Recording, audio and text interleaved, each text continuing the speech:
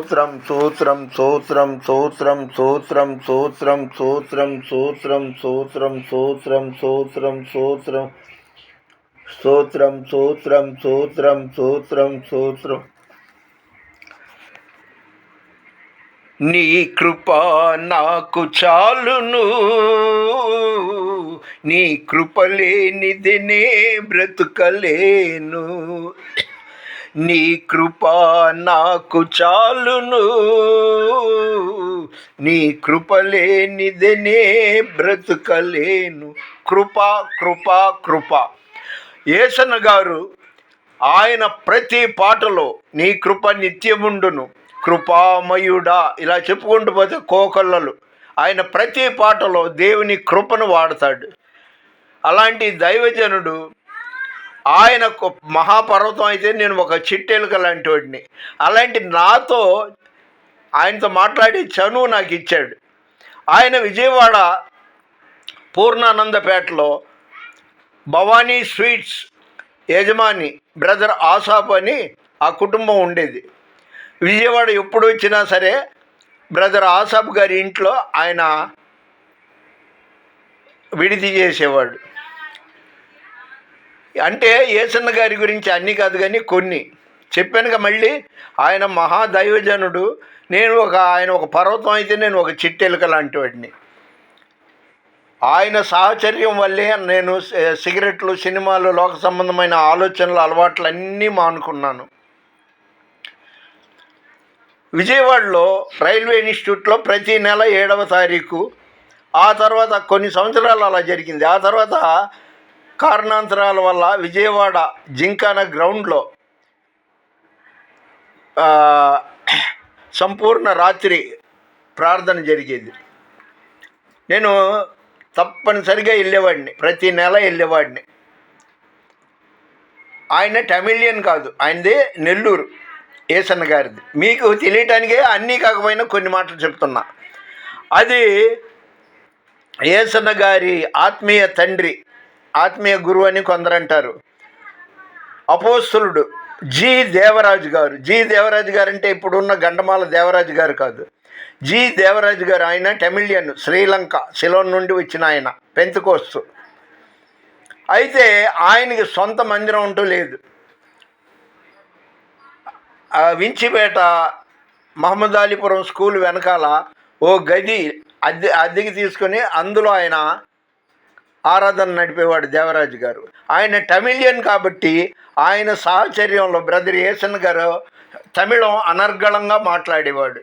అదీకాక తూత్తుకూడి తమిళనాడులోని brother Mohan C Lazarus గారి ఆత్మీయ మిత్రుడు కాబట్టి ఆయన వల్ల కూడా ఈయన తమిళం బాగా అనర్గళంగా మాట్లాడేవాడు. ఆ చనువు కొద్దీ నేను యేసన్న గారితో తమిళ్ మాట్లాడేవాడిని. మళ్ళీ చెప్తున్నా, ఆయనతో నన్ను పోల్చుకోవట్లా, ఆయన లెవెల్ వేరు, నేను ఆఫ్టర్ ఆల్. విజయవాడ మ్యూజియం రోడ్లో సురేంద్ర సింగ్ సాహ్ని ఆయన కార్లు, అంబాసిడర్ కార్లు, ఫీట్ కార్ల యొక్క స్పేర్ పార్ట్లు అమ్మేవాడు. అక్కడ నేను నా కుమారుడు రాజా స్ప్రే పెయింటర్లుగా జీతానికి చేరాము. ఆ రోజుల్లోనే నేను ఉండవల్లిలో యేసన్న గారి ద్వారా మద్రాసు కాలువలో రక్షణ పొందాను. ఇలా చెప్పుకుంటూ పోతే చాలా ఉంది, క్లుప్తంగా కట్ చేస్తాను. అక్కడికి యేసన్న గారు వచ్చి నేను ఎవరికైతే ప్రార్థన చేయమన్నానో ఆ సురేంద్ర సింగ్ సాహ్ని వాళ్ళ నాన్నగారికి ప్రార్థన చేసి వెళ్ళాడు. 6 కార్లు వ్యాన్లలో వచ్చి నన్ను ఆశీర్వదించి వెళ్ళాడు.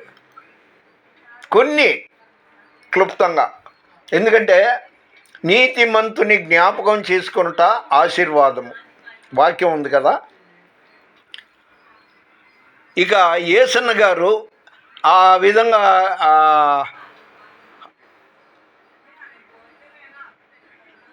మన రైల్వే ఇన్స్టిట్యూట్ తర్వాత జింకానా గ్రౌండ్లో ప్రతి నెల 7వ తారీఖు రాత్రి సంపూర్ణ ప్రార్థన పెట్టినప్పుడు లాస్ట్లో అందరూ ఆయన దగ్గర ప్రార్థన చేయించుకునేవాళ్ళు. నేను కూడా వెళ్ళి ప్రార్థన చేయించుకుంటూ, అన్నా పోయిన నెల మీరు ఇది కువైటో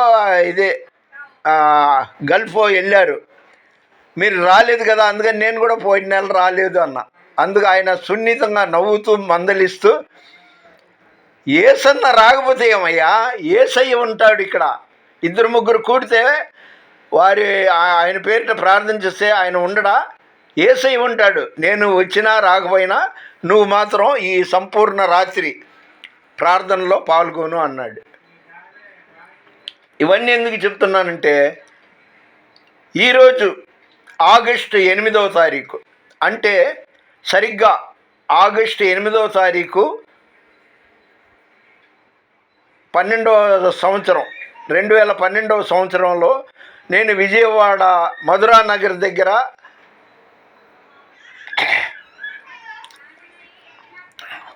ఉండేవాడిని. శివ అనేవాళ్ళ మా నామకార్థ క్రైస్తవుల ఇంట్లో ఒంటరిగా అద్దెకి ఉండేవాడిని, కుటుంబానికి దూరంగా. అప్పుడు యేసన్న గారు మహిమ ప్రవేశం చేశారని తెలిసి వెంటనే గుంటూరు వెళ్ళాను. నాకు దుఃఖం రాలా, ఎందుకంటే ఆయన ఎక్కడికి వెళ్ళాలో అక్కడికి వెళ్ళిపోయాడు. ఈ ఊరు వదిలేశాడు, భూలోకం అనేది వదిలేశాడు. కానీ ఎంతైనా ఆత్మీయ తండ్రి కదా, కొద్దిగా లోపల దుఃఖపడ్డాను. మహానుభావుడు ఆయన. విజయవాడ గుణదలలో, అదేవిధంగా విజయవాడ పాల ఫ్యాక్టరీ దగ్గర ఒక పెద్ద హోసన్న మందిర్ కట్టాలనేది ఆయన గోల్. మరి దేవుని చిత్తం కాదేమో, అది జరగలేదు. దాదాపు 1000 హోసన్న మందిర్లు ఉందనుకోండి. ఆ 2 ప్రాంతాలు, ముఖ్యమైన ప్రాంతాల్లో ఆయన నిర్మాణం చేయాలనుకున్నది జరగలేకపోయింది.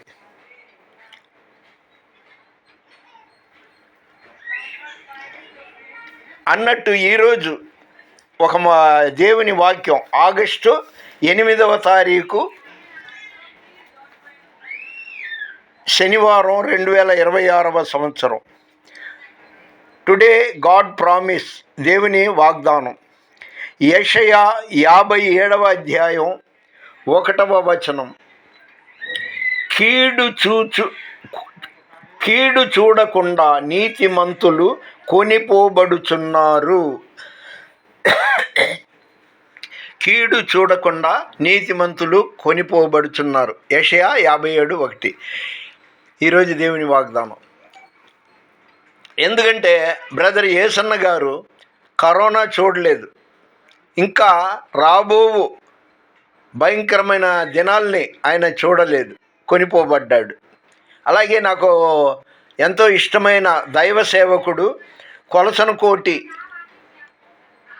జోసెఫ్ మోజెస్ గారు, ఆయన కూడా కరోనా రోజుల్లో కొనిపోబడ్డాడు.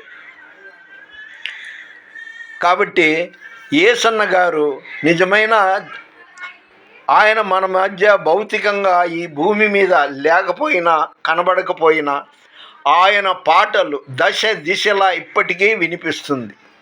నిజమైన దైవ సేవకు నిదర్శనం అది. అయితే ఈ గతంలో ప్రతి నెల గోరంట్ల గుడారాల పండుగ వెళ్ళేవాడిని, వయోభారం వల్ల వెళ్ళలేకపోతున్నా. ఈరోజు జ్ఞాపకం చేసుకోండి, యెషయా 57వ అధ్యాయం 1వ వచనం.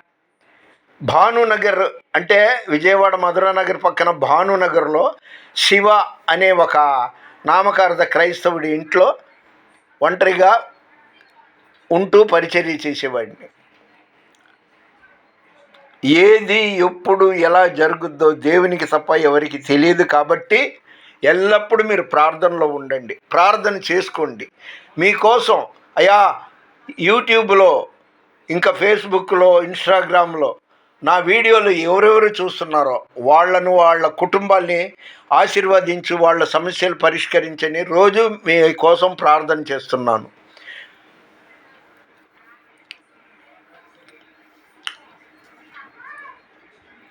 దేవుని పరిచర్యలో రత్నం ఫ్రాన్సిస్.